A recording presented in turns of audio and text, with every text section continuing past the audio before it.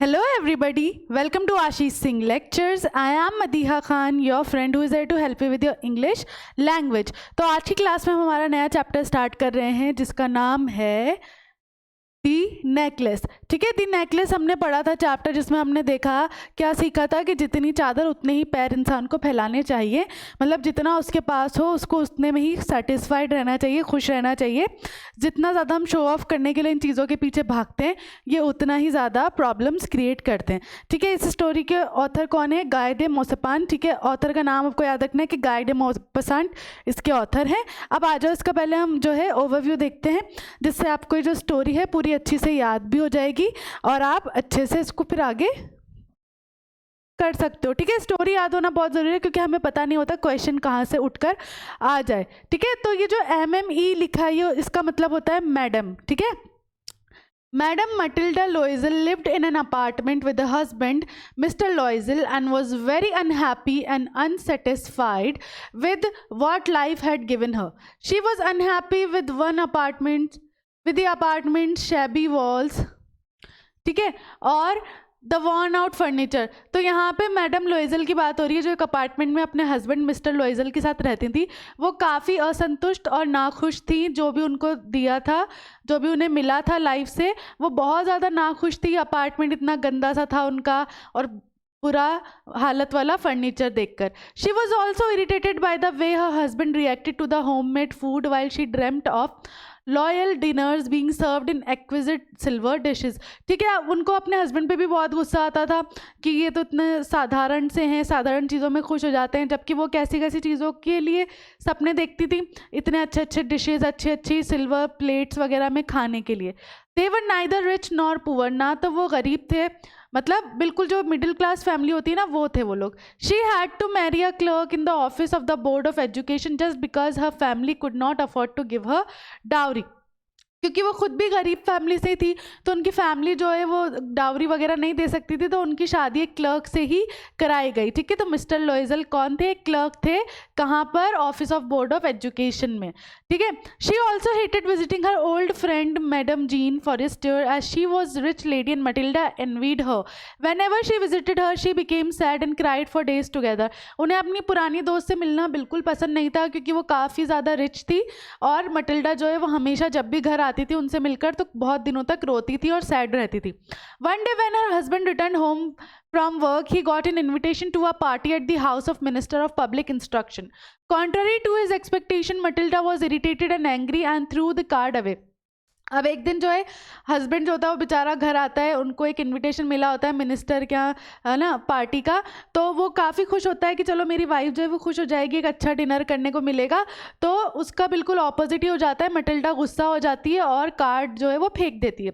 She was upset because she didn't have anything to wear at such an extravagant party. Her husband gave her 400 francs to buy a new dress that he had been saving to buy a gun so that he could go hunting with his friends. वो क्यों upset थी? क्योंकि उसके पास पहनने के लिए कुछ भी नहीं था इतनी अच्छी पार्टी में। तो बेचारा उसके हस्बैंड ने जो पैसे वो खुद के लिए जमा करके रखता है 400 फ्रांस, फ्रांसिस वहाँ की करेंसी की बात हो रही है ना, कि वो अपने दोस्तों के साथ हंटिंग पे जाना चाहता था तो वो गन के लिए पैसे जमा करता है, वो अपनी वाइफ को दे देता है ड्रेस लाने के लिए। After buying the dress she was sad because she did not have jewellery to make herself look more appealing and attractive. अब जब वो ड्रेस खरीद लेती है तो भी वो नाखुश होती है कि मेरे पास इसके ऊपर पहनने के लिए तो कुछ भी नहीं है जिससे मैं और अच्छी दिखूं और ज़्यादा आकर्षित दिखूं। Her husband suggested that she could borrow jewelry from the friend Madame Forestier. When Madame Loisel went to her friend's house and described the situation, she showed her the cupboard and asked her to choose whatever she liked. ठीक है, आप जो है उनके husband कहते हैं कि ठीक है तुम अपनी दोस्त से ही कुछ उधार क्यों नहीं ले लेती पहनने के लिए। तो मैडम लोइजल जो है वो मैडम फॉरेस्टर के जाती हैं, जब अपनी सिचुएशन बताती हैं तो वो कबर्ड सामने खोल देती है कि तुम्हें जो चाहिए तुम ले लो। ठीक है, Matilda chose a precious diamond necklace which was kept in a black satin box.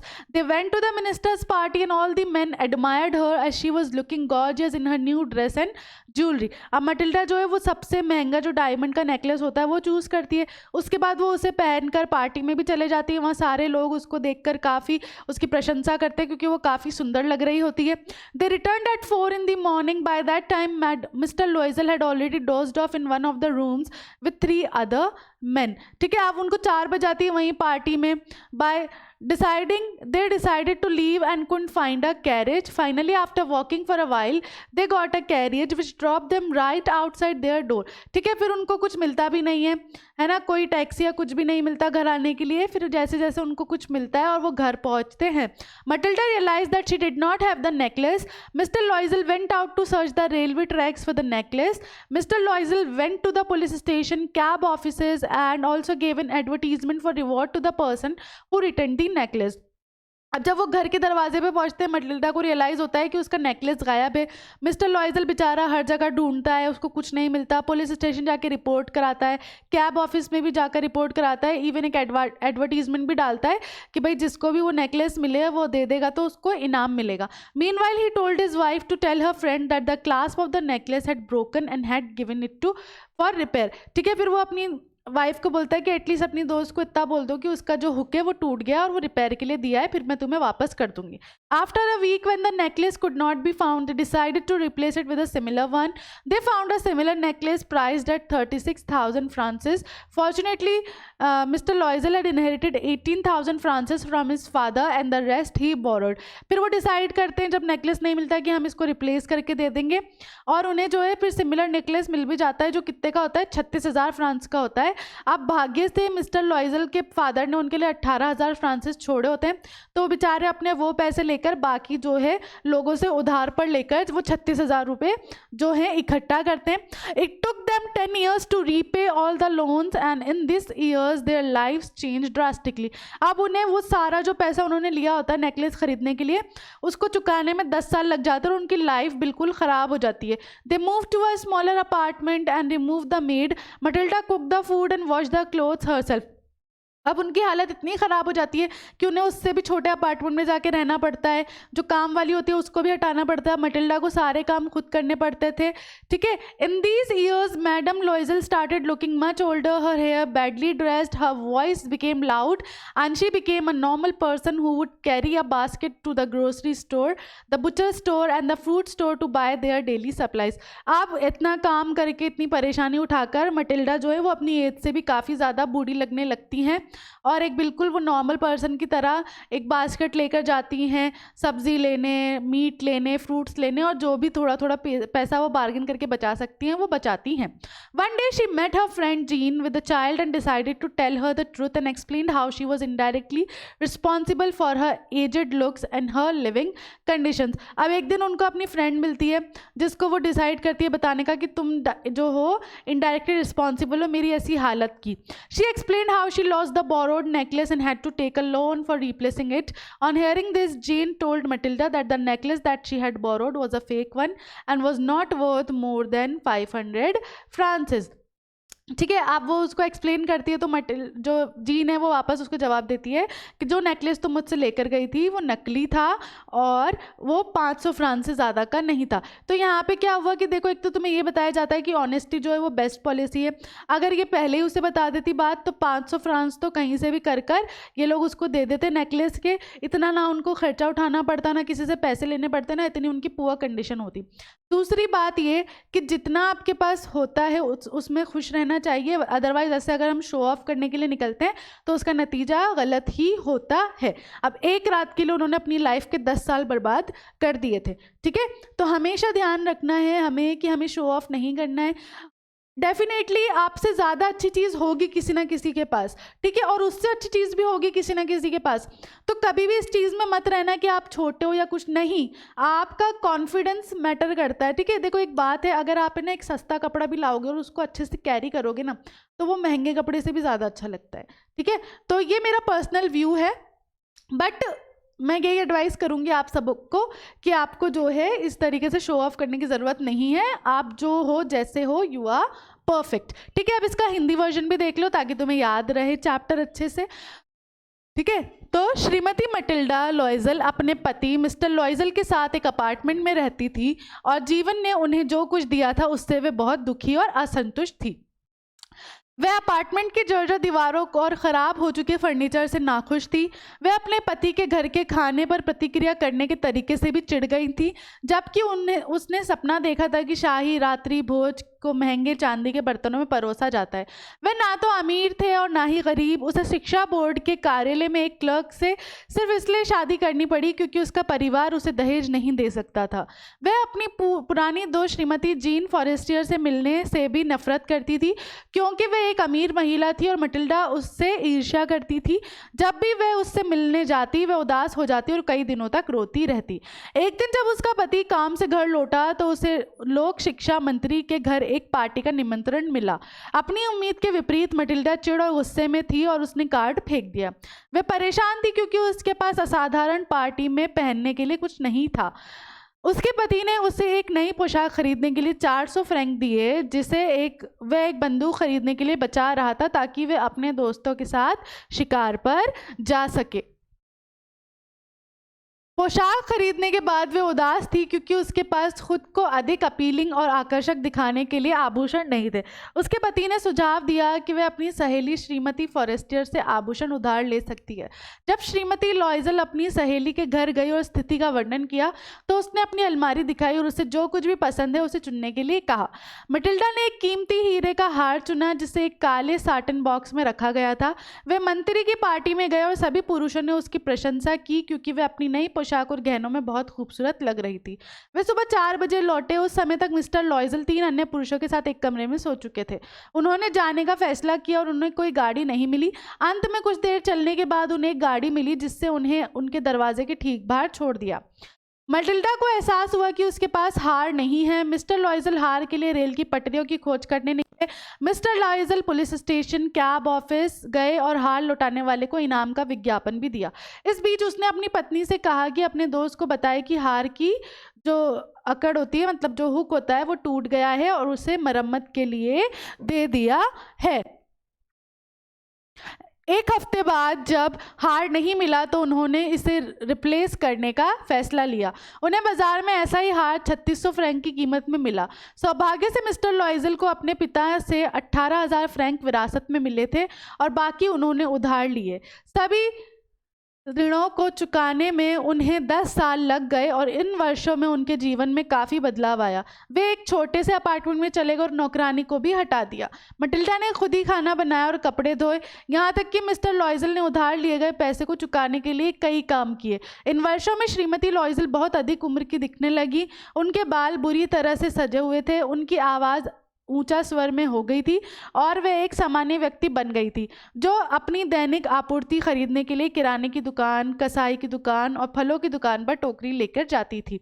एक दिन वह एक बच्चे के साथ अपने दोस्त जीन से मिली और उसे सच बताने का फैसला किया और बताया कि कैसे वह अपने वृद्ध दिखने और रहने की स्थिति के लिए परोक्ष रूप से जिम्मेदार थी।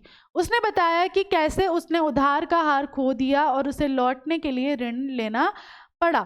यह सुनकर जीन ने मटिल्डा से कहा कि उसने जो हार उधार लिया वह नकली था और उसकी कीमत 500 फ्रैंक से अधिक नहीं थी। ठीक है, तो इस तरीके से आपका जो चैप्टर है वो आपको क्या बताता है कि शो ऑफ करना ज़रूरी नहीं है। अब इसकी थीम देखो।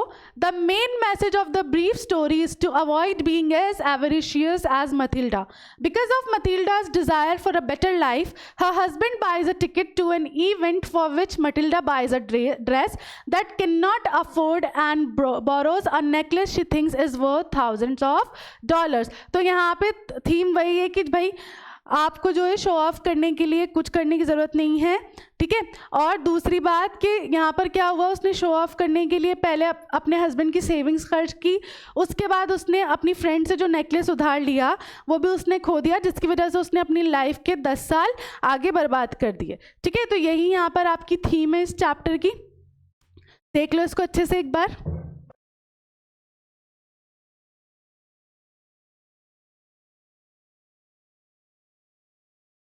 ठीक है, तो ये हो गई आपकी इसकी थीम। चलो अब इसके क्या आते हैं, वर्ड मीनिंग्स देख लो जल्दी से। ठीक है, वर्ड मीनिंग्स के ज़्यादा नहीं है। तो यहाँ देखो क्या है, बिविल्डरमेंट, परेशानी या फिर कोई confusion.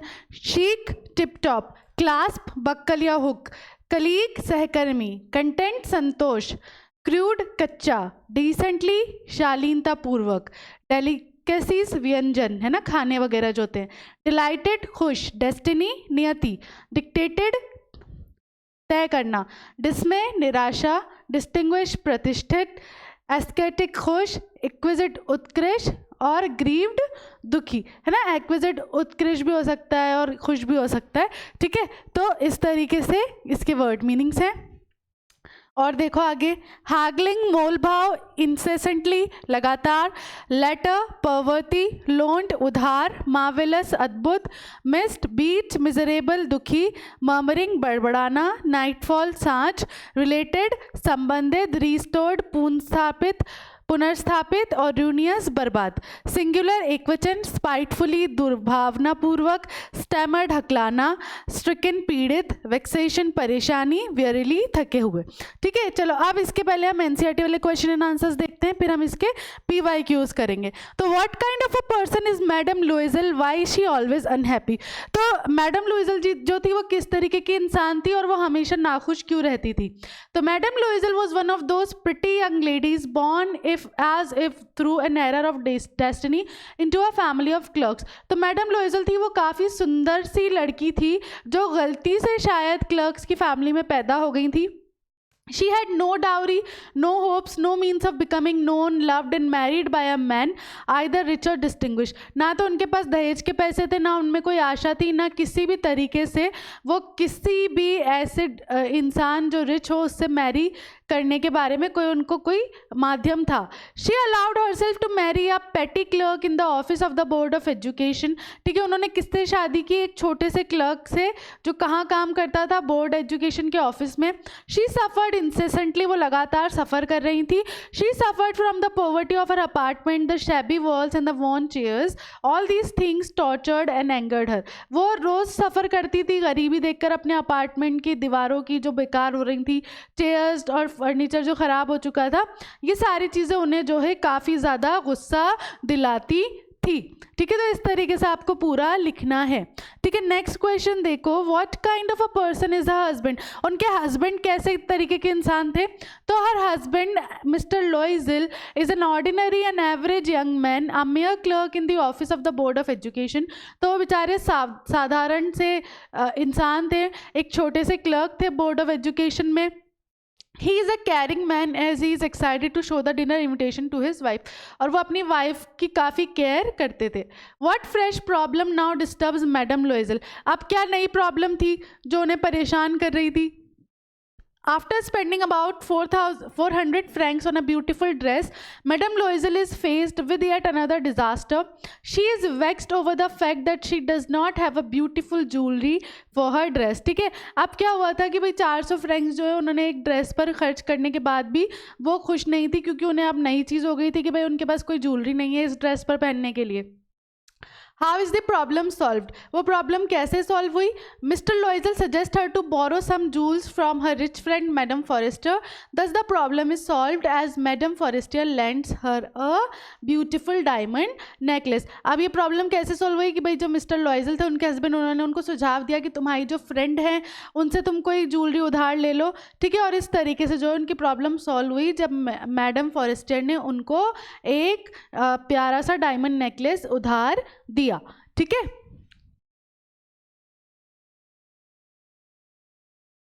What do Mr. and Madam Loisel do next? उसके बाद क्या हुआ।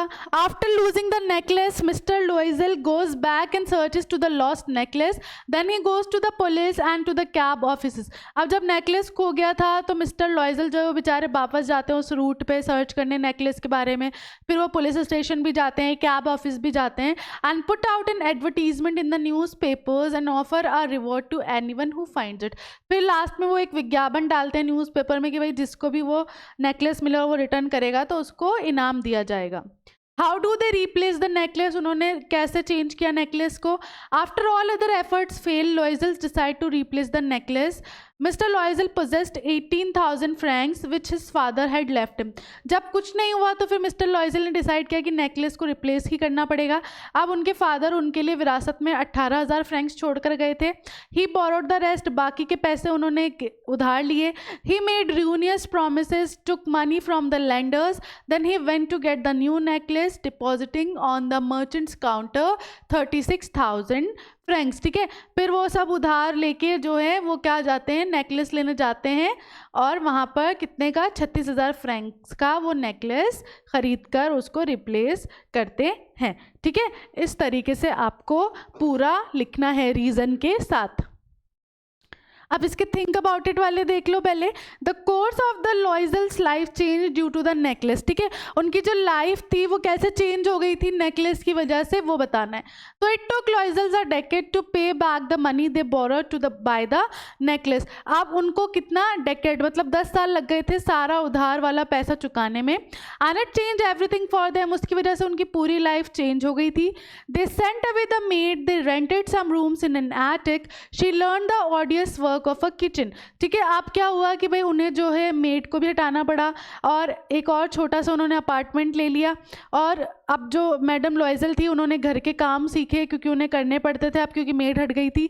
She wash the dishes, mend, sew, bargain with the grocer and butcher to save every sou just for mere survival. ठीक है, उन्होंने खाना बनाना सीखा, फिर डिशेज धोना है ना, सिलाई बुनाई भी सीखी. फिर उसके बाद जो है वो बार्गेन भी करती थी सब्जी वाले से, मीट वाले से, एक एक पैसा अपना बचाती थी सर्वाइवल के लिए. The husband had to work in the evening and night to pay their debt. ठीक है, कभी भी डेप्ट नहीं बोलोगे, बी साइलेंट होता है, डेट होता है. ठीक है, तो हस्बैंड जो है वो बेचारे अलग अलग जॉब्स करते थे उधार चुकाने के लिए. In this way the course of the Loisels life changed due to the necklace. और इस तरीके से उनकी जो लाइफ है वो बिल्कुल चेंज हो गई थी एक नेकलेस की वजह से. What was the cause of Matilda's ruin? How could she have avoided it? ठीक है, उनकी जो ये बर्बादी हुई उसका कारण क्या था और वो कैसे इससे बच सकती थी. Matilda's pride and her materialistic aspirations coupled with her dishonesty paved the way for her ruin. ठीक है, उनका जो ये था गुरूर था और materialistic aspirations जो भी मतलब पैसे वाली चीज़ें थी वो उनकी dishonesty के साथ मिलकर उसने उनकी लाइफ बर्बाद कर दी. She could have avoided it by learning to accept her current situation and being content with what she had. ठीक है, वही सिचुएशन अवॉइड कर सकती थी अगर वो ये चीज़ एक्सेप्ट कर लेती कि उनकी सिचुएशन ऐसी है और उसके साथ वो संतुष्ट रहती जो उनके पास था. What would have happened to Matilda if she had confessed to her friend that she had lost her necklace? अच्छा, अगर वो पहले ही कन्फेस कर लेती कि उन्होंने अपनी दोस्त का नेकलेस खो दिया है तो क्या होता. Truth would have saved Matilda from her doom. ठीक है, सच उन्हें बचा लेता उनकी बर्बादी से. By telling her friend the truth she would have come to know that it was a fake one that cost only 500 francs. ठीक है, अगर वो सच बता देती अपनी दोस्त को तो उन्हें तभी पता चल जाता कि नेकलेस फेक था और उसकी कॉस्ट सिर्फ 500 फ्रैंक्स थी जो वो ईजीली पे कर सकती थी और उनकी लाइफ जो है वो बच जाती बर्बाद होने से. ठीक है,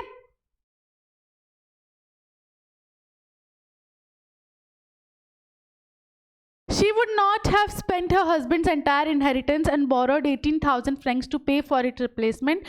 In fact, she would have saved herself and her husband from 10 long years of crushing poverty, misery and back breaking labour. ठीक है, उनको जो है ना तो अपने हस्बैंड के पैसे खर्च करने पड़ते ना 18,000 और लेने पड़ते और वो जो है अपने खुद को और अपने हस्बैंड को इस 10 साल की जो भी उन्होंने सफरिंग उठाई उससे बचा लेती अगर वो पहले ही सच बता देती तो. ठीक है, अब इसके जल्दी से हम PYQs देखते हैं. पहला एक्सट्रैक्ट बेस, यहाँ पर आपको चैप्टर का एक एक्सट्रैक्ट दिया हुआ है. ठीक है, one evening her husband returned an elated bearing in his hand a large envelope. Here he said, "Here is something for you." She quickly drew out a printed card on which were inscribed these words: "The Minister of Public Instruction and Madame George Ramponneau asked the honor of Mr. and Madame Loisel's company. Monday, as the honor of Mr. and Madame Loisel's company, Monday evening, January 18 at the minister's residence, evening January 18 at the minister's residence. Instead of being delighted as her husband had hoped, she threw the invitation spitefully upon the table, murmuring, "What do you suppose I want with that?" तो basically यहाँ पे जो passage है वो किस बारे में है कि भाई उनके हस्बैंड खुशी खुशी आते हैं और उनको एक कार्ड देते हैं जिसके अंदर क्या लिखा होता है कि भाई जो मिनिस्टर हैं पब्लिक इंस्ट्रक्शन के, वो उन्होंने इनवाइट किया उनको एक पार्टी के लिए, लेकिन वो सोचते हैं कि वो खुश हो जाएंगे, उसकी जगह वो जो है इन्विटेशन फेंक देती हैं और गुस्सा हो जाती हैं कि तुम क्या चाहते हो कि मैं इसके साथ क्या करूँ। तो why was the husband elated, husband जो है वो इतना एक्साइटेड क्यों था? The husband was elated as he brought home an invite to the ministers residence, he knew it would make his wife happy. तो वो इसलिए एक्साइटेड थे क्योंकि उन्हें एक बहुत एक्स्ट्रावेगेंट पार्टी का इनविटेशन मिला था और उन्हें लगा था कि उनकी वाइफ काफ़ी खुश हो जाएंगी। What was the reaction from you, ठीक है, अगर उनकी जो वाइफ थी या जो भी था उनका क्या रिएक्शन था?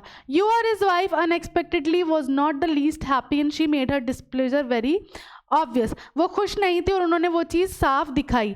Find the word from the extract that mean same as wrapper. देखो रैपर और एनवेलप है ना, एनवेलप क्या हुआ, किसी चीज़ को कवर करने के लिए, लेटर को कवर करने के लिए, तो सेम वर्ड कौन सा है जो रैपर से रैपर वाला है, वो है एनवेलप। व्हाट इज़ द एनोनिम ऑफ इलेटेड? इलेटेड होता है बहुत खुश, बहुत हैप्पी होना, और उसका एनोनिम मतलब उसका ऑपोजिट क्या हो गया? सैड, दुखी होना। ठीक है, इस तरीके का एक्सट्रैक्ट बेस आ जाएगा। अब इसमें क्या है, इसके एमसीक्यूज हैं। Who did he receive an invitation from? उनके हस्बैंड को इन्विटेशन कहाँ से आया था? मिनिस्टर ऑफ पब्लिक इंस्ट्रक्शन से। ठीक है, why did Matilda throw away the letter? वो लेटर या इन्विटेशन क्यों फेंक देती हैं? क्योंकि उनके पास पहनने को कुछ नहीं होता, उनके पास कोई ज्वेलरी नहीं होती, उनके पास कोई बैग नहीं होता, या बोथ ए एंड बी। तो ना तो उनके पास कुछ पहनने को होता, ना उसके ऊपर कोई ज्वेलरी होती है, तो both A and B. What do you mean by the word dismay? Dismay का मतलब क्या होता है? शॉक, सरप्राइज, कंसर्न, या ऑल ऑफ दिस अबव। तो डिसमे क्या होता है बेसिकली कि भाई कोई बात पे आप एकदम जो हो क्या होते हो, आश्चर्यचकित हो जाते हो। तो यहाँ पर तीनों ही हो जाएंगे। ठीक है, शॉक, सरप्राइज होना, आश्चर्यचकित, तो कंसर्न भी इसीलिए होता है, तो यहाँ पर all of these. What did Mr. Loisel's face look like upon hearing the amount her wife asked for him? ठीक है, जब उन्होंने बताया कि भाई एटलीस्ट मुझे 400 फ्रैंक्स तो चाहिए एक ड्रेस खरीदने के लिए, तो उस पर उनके हस्बैंड का क्या बोलते हैं क्या कह सकते हैं हम, जो रिएक्शन था वो कैसा था? तो कैसा था, उनका फेस जो है वो पेल हो गया था, पीला हो गया था अमाउंट सुन के। What was mister Loisel planning to do with the money he had saved? उन्होंने क्या प्लान कर रखा था कि वो पैसे क्यों बचा रहे थे? To buy a gun for himself. Did mister Loisel agree to give his wife that money? क्या मिस्टर लॉइजल ने अपनी वाइफ को वो पैसे दे दिए थे? तो यस, दे दिए थे। What seemed like the next problem to Matilda? अब जब ड्रेस आ गई उसके बाद नेक्स्ट प्रॉब्लम क्या थी कि ड्रेस ज़्यादा अच्छी नहीं लगी, ज्वेलरी नहीं थी, या कोई प्रॉब्लम नहीं थी? तो क्या नहीं था, उस पर कोई ज्वेलरी नहीं थी पहनने को। What solution did Matilda's husband come up with? तो फिर मटिल्डा के जो हस्बैंड थे उन्होंने क्या सॉल्यूशन दिया ड्रेस फाइंड करने में? उनको बोला कि भाई नेचुरल फ्लावर्स पहन लो जूल की जगह, या उन्होंने कुछ भी सजेस्ट नहीं किया, या नन ऑफ दी अबव? तो उन्होंने क्या सजेस्ट किया था कि नेचुरल फ्लावर्स जो है वो काफ़ी सुंदर लगेंगे, है ना, ये पहन सकती हो। What solution did the Loisels came up with? ठीक है, बट लास्ट में वो क्या सॉल्यूशन निकला जब उन्होंने मना कर दिया कि अच्छा नहीं लगेगा फ्लावर्स पहनूंगी, तो कि भाई वो अपनी फ्रेंड से जो है कुछ ज्वेलरी उधार पर ले लें, तो asking her friend to lend some of her jewels. How did Matilda look on the day of the ball? ठीक है, वो कैसी लग रही थी अब जिस दिन पार्टी थी उस दिन?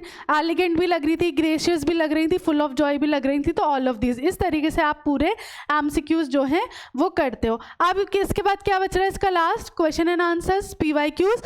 तो वो देखो, पहला है madam लॉइजल now new the horrible life of necessity, do you think madam लॉइजल accepted this change willingly? Give 2 reasons in support of your answer. अब मैडम लॉइजल को क्या पता चल गया था कि नेसेसिटी जो है वो कितनी ज़रूरी है, तो क्या आपको लगता है कि उन्होंने ये चेंज अपनी मर्जी से एक्सेप्ट किया था? तो जो भी आप आंसर दो उसके लिए 2 रीज़न देने। तो yes, I believe madam Loisel willingly accepted this change for the following reasons. ठीक है, उन्होंने विलिंगली एक्सेप्ट किया था क्योंकि she recognise that in order to pay the debt she would have to reduce her luxuries. उन्हें ये पता चल गया था कि भाई अब अगर जो है जो भी उधार लिया गया है उसको चुकाना है, तो उन्हें अपनी लग्जरीज या अपनी जो नेसेसिटीज़ हैं उनको कम करना होगा। She learn the kitchen work, wash the clothes, brought up the water from the street and send the maid away to help save money for debt repayment. उन्होंने किचन का काम सीखा, खुद कपड़े धोती थी, खुद सब कुछ करती थी, और नौकरानी को हटा दिया था ताकि उसको जो सैलरी देने पड़े वो बच जाए और वो किस में, जो उधार हमें रीपे करना है उसमें लग सके।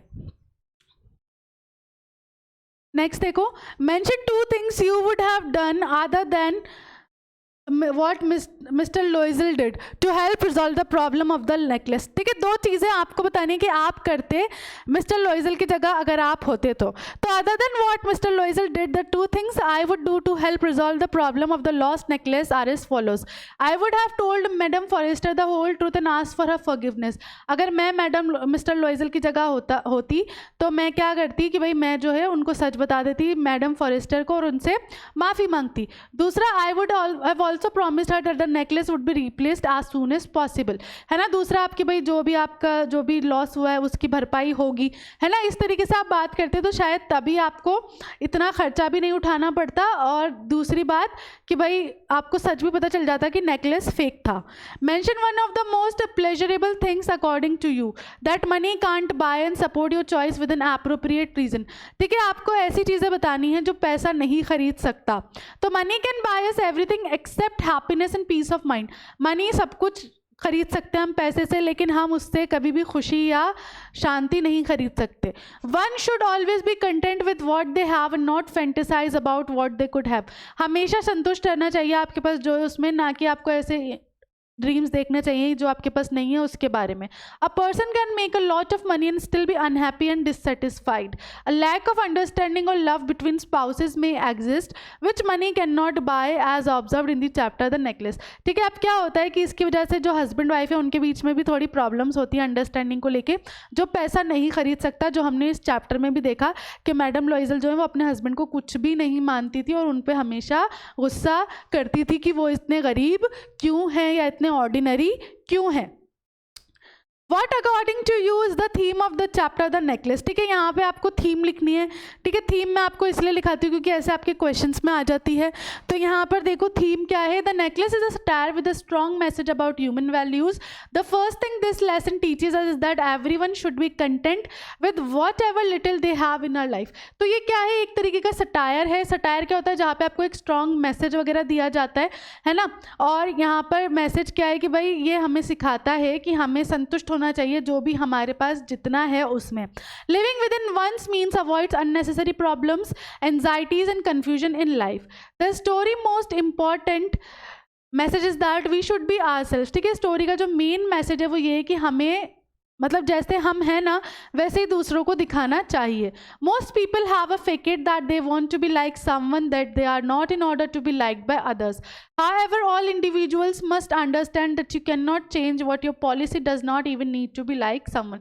देखो लोग बहुत सोचते हैं कि इसके जैसा बन जाए इसके जैसा बन जाए, बट लोगों को ये समझना बहुत ज़रूरी है कि ऐसा कुछ ज़रूरी नहीं है. आपकी खुद की एक इंडिविजुअल आइडेंटिटी होनी चाहिए.